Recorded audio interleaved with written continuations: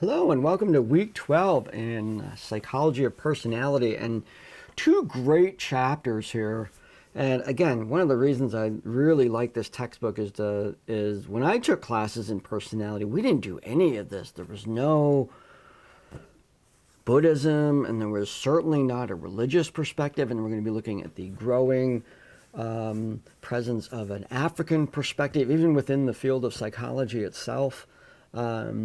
So here we are, first off, chapter 15, looking at religion and the impact that that has on people's personality. And in a generic sense, we can see religion as a pathway to development, where a person is moving from a particular place in their lives and seeking to let's say, reach an ideal. And that's very well represented, actually, in the theory of the ideal self, real self, and self-image by Carl Rogers. Actually, when we see these three pieces, we have an ideal self. Let's say that represents the ideal religious person, that the good person that would be, or the good, faithful individual, what that means. Then we have the self-image, which is what we portray to the world. What do we act like in the public? And then who are we really?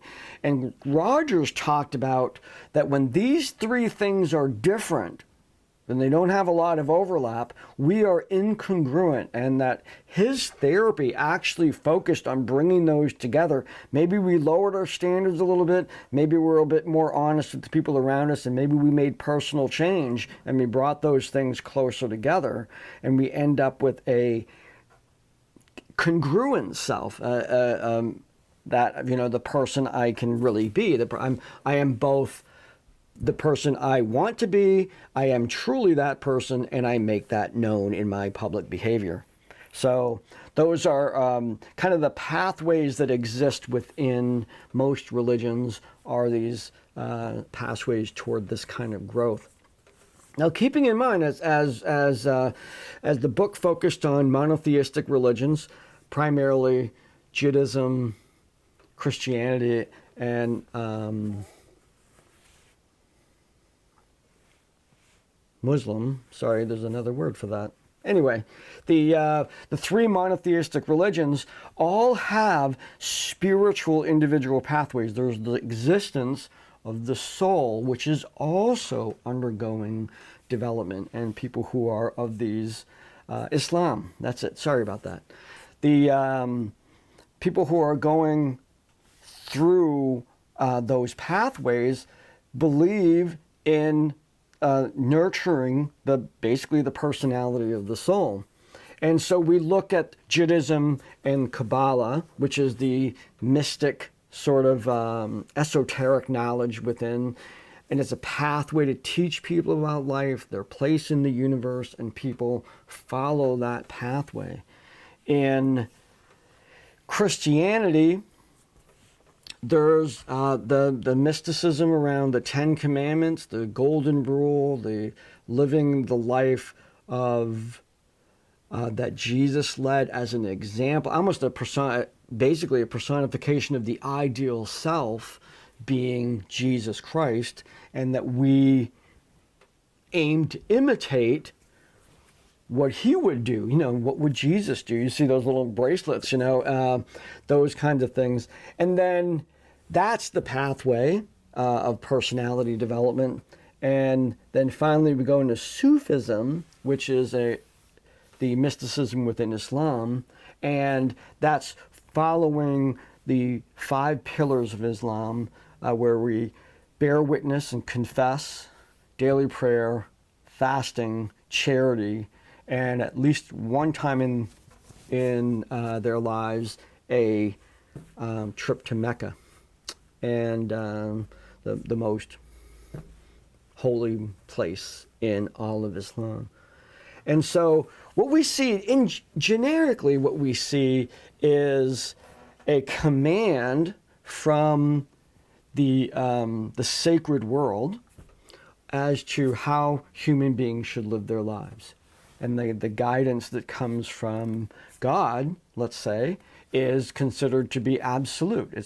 For people who are believers, we'll see those as absolute paths that they are trying to attain. And in many cases, my being a Christian, for example, it's clear even within the teachings that you're not going to do it. You're never going to get there. You're not perfect enough.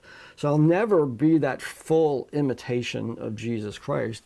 But the pathway to there, the pathway of growth, the self-checking, the working with other people that I have in my life to say, hey, this is a little off, or bounce off decisions and whatnot that I want to make, and see, what's your perspective on that. Having those people around me is part of my personal growth. Not the only part, but it's a big part of it.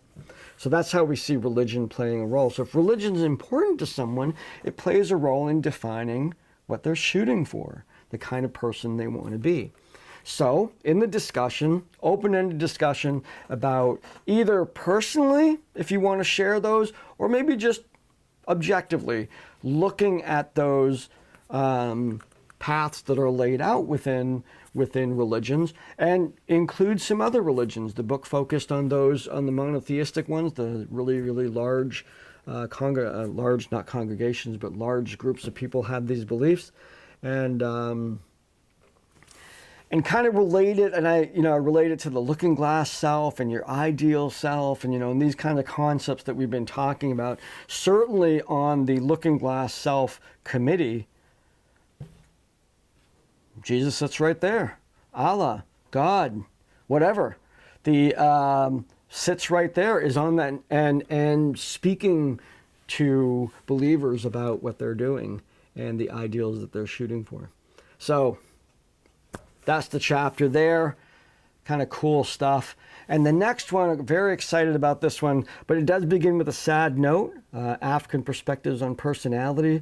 The sad note is, of course, one of my favorite movies of all time. I absolutely was enamored by Black Panther, which was the Marvel Studios movie.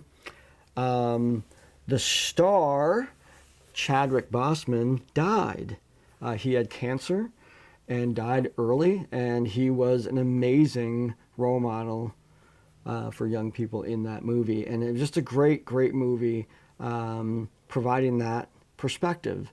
And it really captured, and what I learned about it when I did the research on it, I wanted to include something about Black Panther in this chapter, and came across Afrofuturism, which is it's a genre, and looking at African culture and bringing it into the modern world is kind of what happened, and kind of what that movie was all about.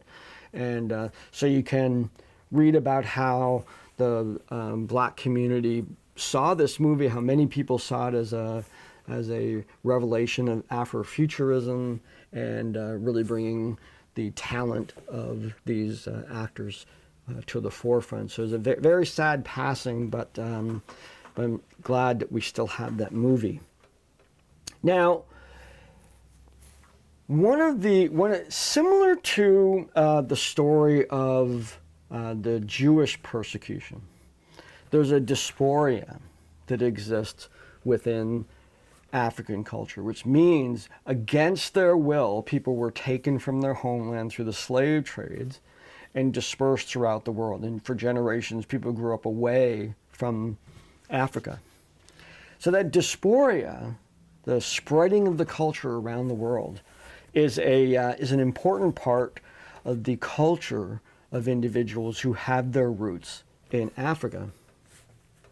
Now, the process, and I'm getting a little ahead of myself here, I'm going to go, the process of letting go of the identity that was thrust upon Africans when they were slaves and continued to exist long after that, and returning to the true African Black identity is called negrescence. I think I'm pronouncing that correctly.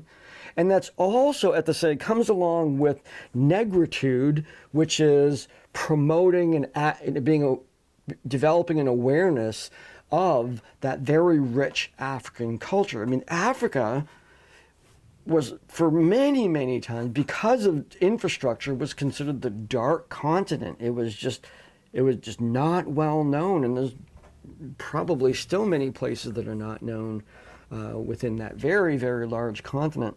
And to that degree was considered less than. And I think what really happens that's cool in the movie is you see this, the perception of the world community is that this is just a tiny African nation, probably not very technologically developed, and it ends up they're the most technologically developed, and and that comes out in the end, and it's really kind of a cool thing. It's a movie, of course, but it really provides a lot of respect to what modern Africa is like today, and that enriching of identity for people who are Black to those roots around the world, not just in the United States. And this, of course, ties in with what's going on in the United States right now with Black Lives Matter, and basically, fighting for the attention as to what it means to be a Black person in America,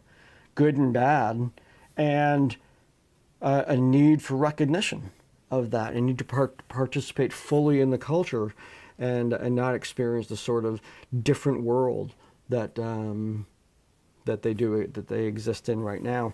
Now that culture itself, which shapes the personality, is largely what we would think of as collectivist.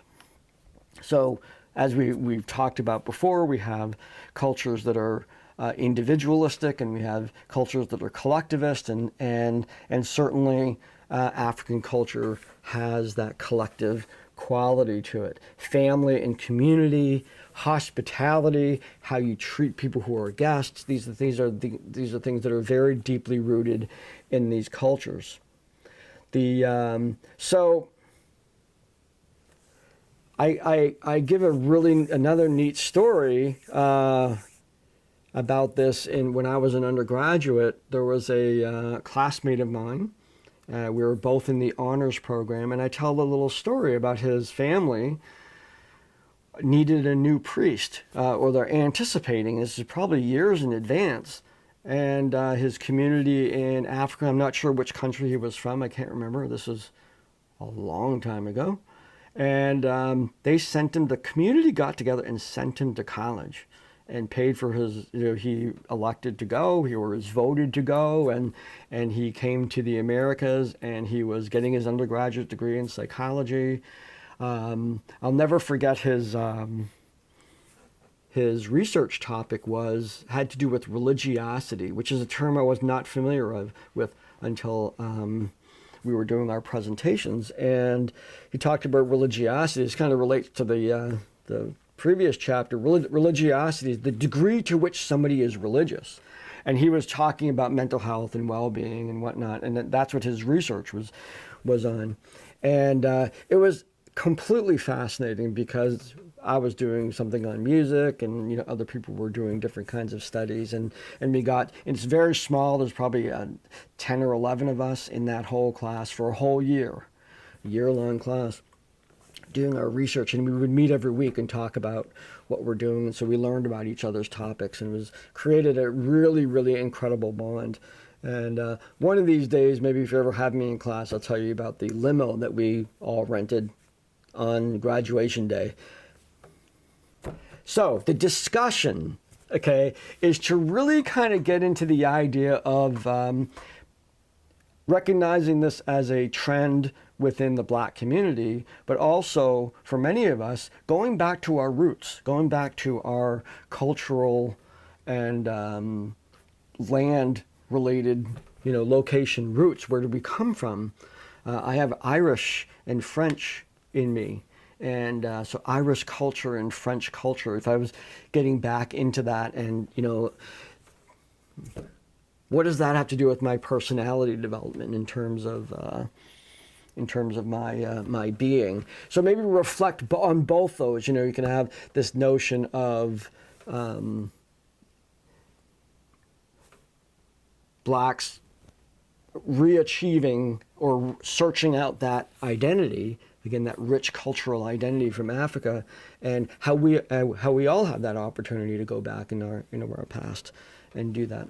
Now, because this is an online class, I'm not sure if we have any African Americans in the class. I don't. You don't have to self-identify, and that's fine. But it'd be interesting. Does this make sense? Does this is this something that's happening in your life? And so I'll just leave it at that. So it's a really, really interesting opportunity for us to do some exploration of our own roots and how Black people around the world are doing that as a great role model for all of us. So I look forward to these discussions that we have this week, and I will see you there.